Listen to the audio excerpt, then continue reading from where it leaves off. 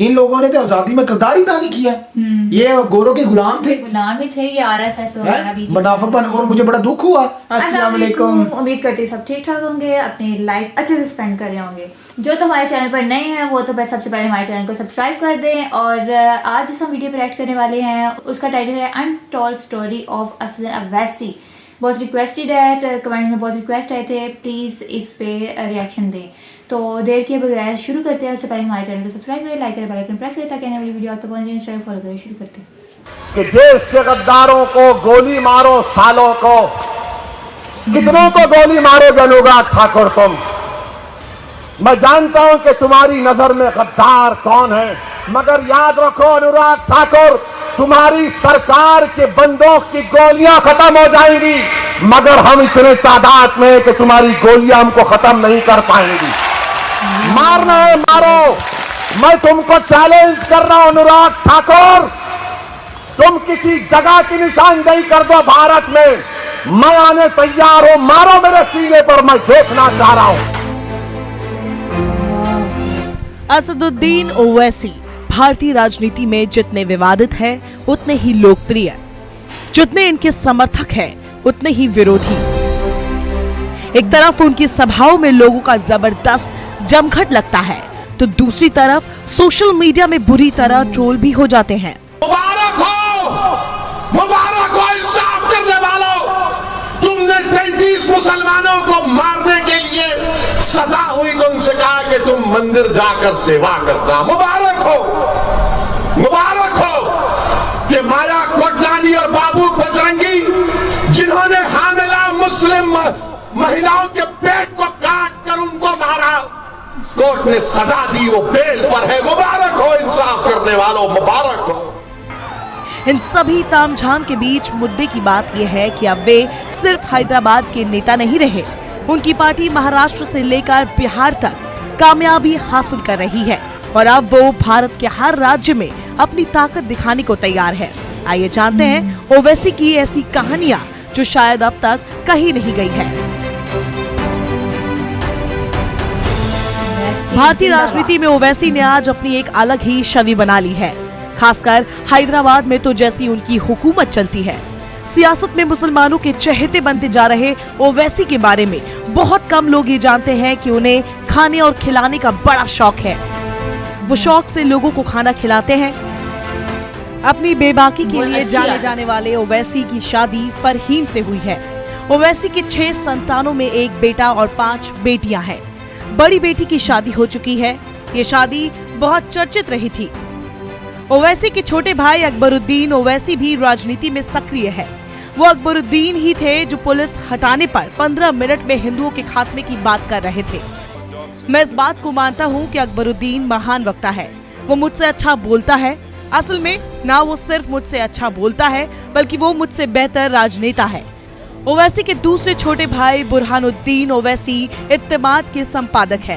कांग्रेस अक्सर ओवैसी पर दूसरी शादी करने का आरोप लगाती रही है, जिस पर ओवैसी चुटकी लेकर कहते हैं, मुझे तो नहीं पता कि मेरी दूसरी पत्नी भी है।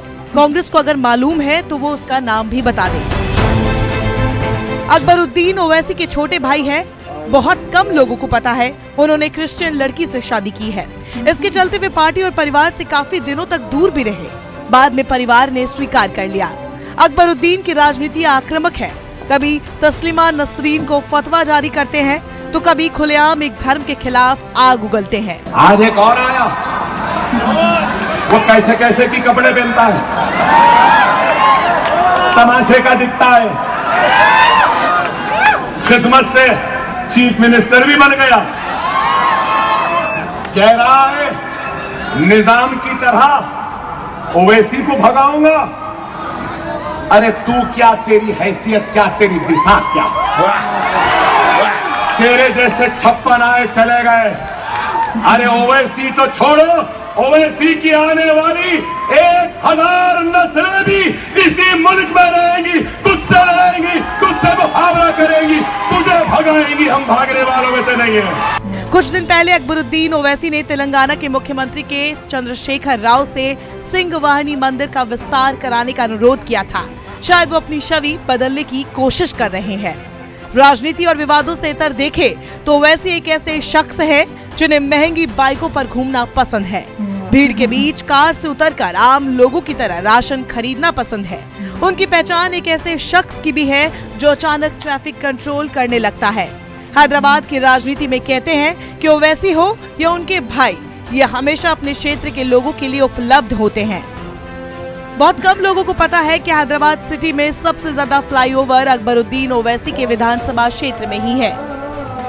ओवैसी ऐसे नेता है जो संसद में भी अपनी बात बेबाकी से रखते हैं। एक बार संसद में वो अमित शाह से भिड़ गए, दोनों के बीच तीखी बहस देखने को मिली थी। दरअसल एनआईए संशोधन विधेयक पर चर्चा के दौरान गृह मंत्री अमित शाह और ओवैसी के बीच तीखी नोकझोंक देखने को मिली थी। सुनने की भी आदत डाली ओवैसी साहब, इस तरह से नहीं चलेगा, सुनना पड़ेगा। ओवैसी ने कहा था कि आप गृह मंत्री हैं तो डराइए मत, जिस पर शाह ने कहा कि वो डरा नहीं रहे हैं, लेकिन अगर डर जहन में है तो क्या किया जा सकता है। मेरी इतनी ही बात है, डराने का सवाल नहीं है, डर जहन में पड़ा है तो मैं क्या कर सकता हूँ। इससे पहले ओवैसी ने लोकसभा में सीए और एनआरसी पर केंद्र के बिल को फाड़ते हुए कहा था, ये एक और विभाजन होने जा रहा है। ये बिल भारत के संविधान की मूल भावना के खिलाफ है और हमारे स्वतंत्रता सेनानियों का अपमान करने वाला है। मैं बिल को फाड़ता हूँ जो हमारे देश को विभाजित करने का प्रयास करता है। कहां लाकर छोड़ दिए भारत को आप? अगर आपने संविधान पर किया था, हम मुसलमानों का गुनाह क्या है कि हम मुसलमान हैं? मुझे पाकिस्तान से मत लीजिए, अफगानिस्तान से मत लीजिए, मगर इस्लाम के ताल्लुक से, मुसलमानों के ताल्लुक से इस ऐवान को सोचना पड़ेगा। आप जो मैसेज दे रहे हैं, आपकी वजह से पॉलिटिकल माइग्रेशन हो गया मुसलमानों का। आप तो उनको दबा रहे हैं, उनके सीने पर पैर रखकर आप कह रहे हैं कि अब तू इस मुल्क का बाइज़्ज़त शहरी नहीं बल्कि तो स्टेटलेस बनाया जाएगा। इसीलिए मैं कह रहा हूं मैडम कि ये एक पार्टीशन होने जा रहा है। मैडम, मैं इस बिल को फाड़ता हूं, ये हिंदुस्तान को तोड़ने की कोशिश कर रहा है। हैदराबाद लोकसभा सीट पर ओवैसी परिवार की सियासी जड़ें आज से नहीं काफी पहले से मजबूत रही है। आजादी से अब तक हुए 16 बार लोकसभा चुनाव में 6 बार उनके पिता सुल्तान सलाउद्दीन ओवैसी ने जीत दर्ज की है और 4 बार खुद ओवैसी जीत दर्ज कर चुके हैं। हैदराबाद सीट पर 1984 से ओवैसी परिवार का जीत का सिलसिला जो शुरू हुआ है वो लगातार जारी है। ये आंकड़े ये बताने के लिए काफी है कि हैदराबाद में अजदुद्दीन ओवैसी और उनके परिवार का आज भी जलवा कायम है। मदरसों में कितने पढ़ते हैं मुसलमान? चलिए मदरसे अगर आपकी बात है तो स्कूल खोलिए ना मुसलमानों के लिए, स्कूल खोल के दिखाइए। स्कूल नहीं खोलेंगे, मुस्लिम इलाकों में पुलिस स्टेशन खोलेंगे, अस्पताल की जगह शराब खाने खोलेंगे और आप कहेंगे टेररिज्म। अरे ये बीजेपी तो देश की आजादी में इनका कोई रोल नहीं था। 13 मई 1969 को हैदराबाद में जन्मे असदुद्दीन ओवैसी की गिनती मोदी के सबसे बड़े आलोचक के रूप में होती है। आंध्र प्रदेश के निजाम कॉलेज से स्नातक करने के बाद ओवैसी ने लंदन से वकालत की डिग्री हासिल की। किसी भी मुद्दे पर बेबाकी से बोलना उन्हें अन्य राजनीतिज्ञों से अलग करता है। तो सुनो बीजेपी वालों, जब तक दुनिया कायम रहेगी, जब तक सुबह कयामत नहीं होगी, भारत में मुसलमान बाइज़्ज़त शहरी रहेगा। और सुन लो मेरी इस बात को कि इस मुल्क की आजादी में आरएसएस ने कोई रोल अदा नहीं किया था। ये अंग्रेजों से मिले हुए थे, अंग्रेजों की गुलामी कर रहे थे, खत लिख कर भिजा रहे थे। सुबह कयामत तक हम मुजाहिदीन आजादी की कुर्बानियों को रायगा नहीं जाने देंगे। अगर इस मुल्क में हम उन मुजाहिदीन आजादी के जानशीन बनकर भारत के इस संविधान को, आइन को, तिरंगे को ऊंचा करके अपने हुकूक की लड़ाई हम लड़ रहे हैं। 2008 से ऑल इंडिया मजलिस इत्तेहादुल मुस्लिमीन यानी AIMIM के वे अध्यक्ष बने हुए हैं। 1994 में चार मीनार विधानसभा सीट से चुनाव जीतकर राजनीति में एंट्री ली। 1994 से 2003 के बीच ओवैसी 2 बार आंध्र प्रदेश से राज्यसभा के सदस्य रह चुके हैं। 2004 में पहली बार हैदराबाद लोकसभा सीट से सांसद बने और आज भी चौथी बार देश की संसद में बेबाकी से बोल रहे हैं। आपकी हुकूमत है, अमित शाह होम मिनिस्टर है, इतने कमजोर है हो अमित शाह, इतने वीक हैं। कितने पाकिस्तानी है बताओ? कल 24 घंटे तक तुम्हारे को टाइम दे रहा हूं, बताओ कितने पाकिस्तानी है? ओवैसी और उनकी पार्टी की राजनीति अल्पसंख्यकों के इर्द गिर्द घूमती रही है। हाल के दिनों में देश के विभिन्न हिस्सों में उन्होंने सक्रियता बढ़ाई है। इसका फायदा भी उन्हें मिला है। महाराष्ट्र, बिहार जैसे राज्यों में उनके विधायक बने और अब वो यूपी, बंगाल और गुजरात तक अपनी उपस्थिति दर्ज कराते दिख रहे हैं। राजनीति में ओवैसी एक राष्ट्रीय स्तर के नेता बन चुके हैं। मुसलमानों के बीच अपनी इमेज की बदौलत ओवैसी अब राष्ट्रीय स्तर की राजनीति कर रहे हैं। वैसे भी उनकी पार्टी बहुत पहले हैदराबाद से आगे निकल चुकी है। हमको तो सारी दुनिया बोलती है, हमको फिक्र नहीं है। बीजेपी बोलती है हमारे बारे में, आरएसएस बोलती, नीतीश बोलते, कांग्रेस बोलती, आरजेडी बोलती, बोलते रहिए ना। हमको नहीं बोले तो किसको बोलेंगे? अच्छा है हमको, इनको लगता है कि हमको बोलने से इनको रात में नींद आती है, पेट में दर्द कम होता है, बोलते रहिए। मगर बिहार की जनता ये भी देख रही है कि पूरे के पूरे एक होकर ओवैसी के पीछे पड़ चुके हैं। 2014 के लोकसभा चुनाव में नरेंद्र मोदी की लहर थी और बीजेपी ने प्रचंड बहुमत हासिल की। मोदी लहर के बावजूद ओवैसी हैदराबाद सीट से 6 लाख से ज्यादा वोट हासिल करने में कामयाब रहे थे। ओवैसी भले ही अपनी पार्टी के इकलौते सांसद हो, लेकिन वो मुसलमानों की आवाज बनकर पूरे देश में अपनी एक अलग ही पहचान बना रहे हैं। अक्सर टीवी डिबेट में छाए रहने वाले ओवैसी पर मुस्लिम राजनीति करने का आरोप लगता रहा है। कई दफा उन्होंने ऐसे विवादित बयान भी दिए हैं जो एक सांसद को नहीं देना चाहिए। बीजेपी की सरकार बनी 2017 से 2020 के दरमियान में 6,775 एनकाउंटर हुए, जिसमें से मरने वालों की तादाद 37% मुसलमानों की। आखिर ये जुल्म क्यों हो रहा है कि एक देश के बड़े प्रदेश का मुख्यमंत्री कहता है ठोक दो? क्या ये हुकूमत संविधान के तहत काम कर रही है? क्या उत्तर प्रदेश में रूल ऑफ लॉ है या रूल बाय गन है? लोकसभा में ओवैसी विपक्ष की पहचान बन चुके हैं। संसद में दिया उनका भाषण सोशल मीडिया पर वायरल हो जाता है। ओवैसी के प्रोफाइल को देखने के बाद कोई भी आदमी समझ सकता है कि इतना पढ़ा लिखा और साफ गोई से बात करने वाला आदमी आखिर राजनीति में इतना विवादित क्यों है। राजनीति में विवादित होने के साथ ही ओवैसी के पक्ष में एक अच्छी बात यह है कि वो हमेशा संविधान की बात करते हैं, किसी भी मुद्दे पर बोलने की क्षमता रखते हैं, साथ ही देश के इतिहास को अच्छी तरह से समझते हैं। वोट की राजनीति और तमाम विवादों के बीच ओवैसी की यही बातें राजनीति में उन्हें अलग बनाती है। बब्बर शेर यार क्या बात है। वैसी साहब को जैसे जैसे हम यार वैसी साहब हमें इतना अफसोस होता है कि यार हमने कितने रिएक्शन दिए, हमने इनकी जानकारी नहीं की, तो हम इनसे कैसे पीछे हमने रिएक्शन स्टार्ट ही मोदी से किया और उनके कंट्री हिंदुओं से किया। बात ये नहीं है कि अगर वो सच्चे होते ना, ईमानदार होते हैं, मगर वो है वो दोगलापन है, मुनाफिकपन है, यानी ऊपर से कुछ है अंदर से कुछ है। मगर वैसी साहब यार देखिए अपने मुल्क की बात करते हैं, इधर उन्हें पाकिस्तान का कहा जाता है कि क्यों पाकिस्तान का आपको क्यों है, क्या तकलीफ है? वो इंडिया में पैदा हुए हैं, क्या इंडिया अब जो इधर पैदा होगा तो वो अपने मुल्क की बात करेगा ना। मुल्क की बात करेगा। अब वो इंडिया में पैदा हुए, इनको बड़ी तकलीफ होती है हिंदू लोगों को, क्या हम इधर अकबर दीन को भी इधर भेजेंगे, वैसी साहब को इधर भेजेंगे? क्या भाई उनका वो मुल्क है, तुम्हारे लोगों का ज्यादा है। तुम लोगों का तुम वो वैसी साहब फरमा रहे हैं कि इन लोगों ने तो आजादी में किरदार ही अदा नहीं किया, ये गोरों के गुलाम थे, ये आरएसएस वगैरह भी मुनाफिकपन। और मुझे बड़ा दुख हुआ ये जो से इंडिया का जो सा गोदी मीडिया कहता रहता है कि हम उधर शांति है, ये वो 37% वो कह रहे हैं कि जब इनकी हुकूमत बनी है मुसलमानों को कत्ल हुए हैं।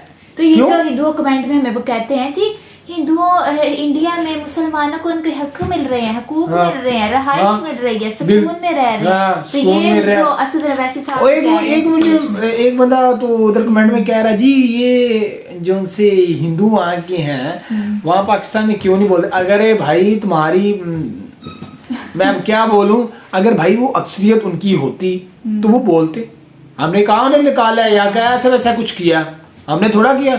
वहाँ के जो से हम खुद पाकिस्तान मुसलमान हैं अल्हम्दुलिल्लाह सुम्मा अल्हम्दुलिल्लाह, वो इतनी मुश्किलात का सामना है। आप लोगों को कंडीशन पता ही पाकिस्तान की, वो पता नहीं किन की मानते हैं। जब क्या मैं आपको बताऊं तो आप लोग अपना कहते हैं कि आपकी भाई इतनी अक्सरियत होती ना, जैसे इधर एक दो और गैरत हैं जो से कादियानी जो से हैं, वो मिर्ज़ई जो से अल्लाह माफ करे, जो अपने आप को झूठा मुस्लिम कहते हैं, तो वो देखो उनकी कितनी पावर है।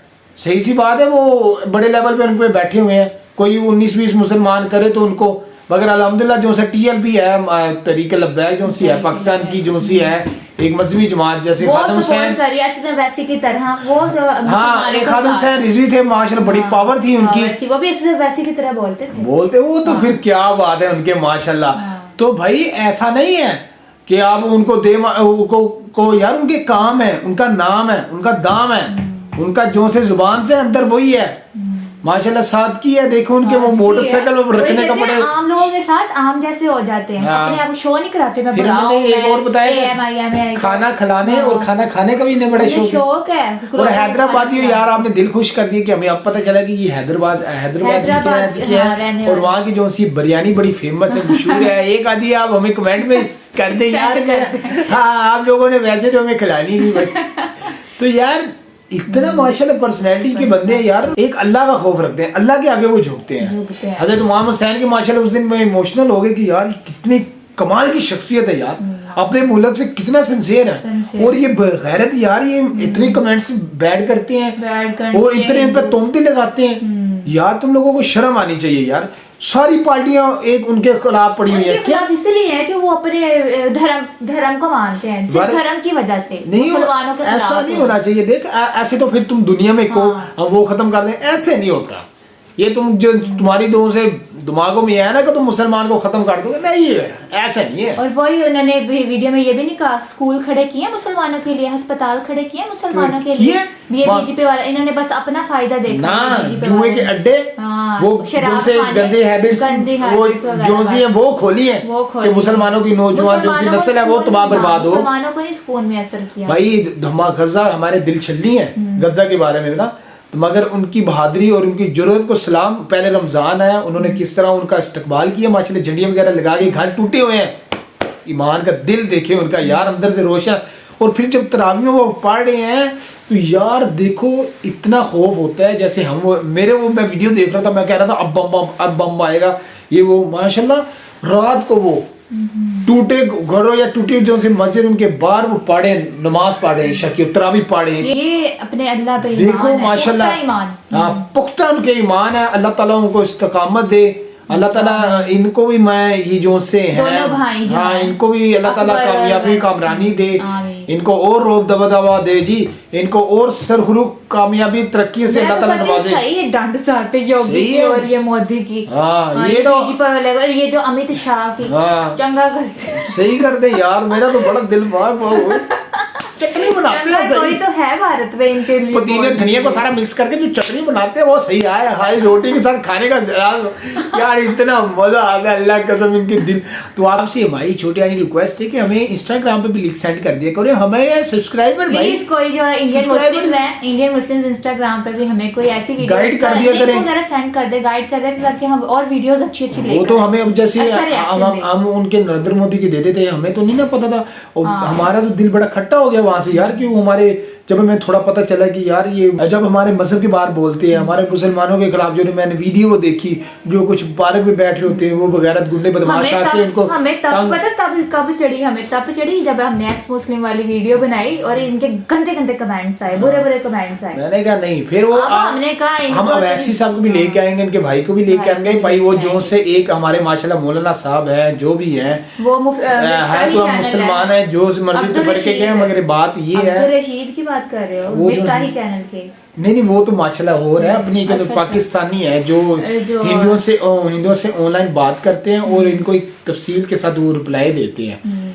तो यानी वो जो से अंधभक्त कोई जो सी अंधभक्ति निकालती है ना, अंधभक्तों को भी लेकर आते हैं, उनके भी बैंड बजाते हैं। वो भी आप उसमें भी हमें राय दिया करे, सपोर्ट किया करे और हमें अपना लिंक यार, इससे हमें थोड़ा जिस तरह वो करते रहते थे यार ये बनाए ये बनाए और हम पागलों की तरह लगे, आप ही में ये बताया करे। हमारे लिए 4 साल पहली जो सी वीडियो है वो निकाल के फेंका करे यार, हम और सुने और हमारे दिल में बाग हो यार, हमें तो यकीन हमारे। तो उम्मीद करती हूँ आज का हमारा रिएक्शन आपको बहुत अच्छा लगा होगा। मिलते हैं नेक्स्ट वीडियो के साथ, अपना खास करेंगे। अल्लाह हाफिज।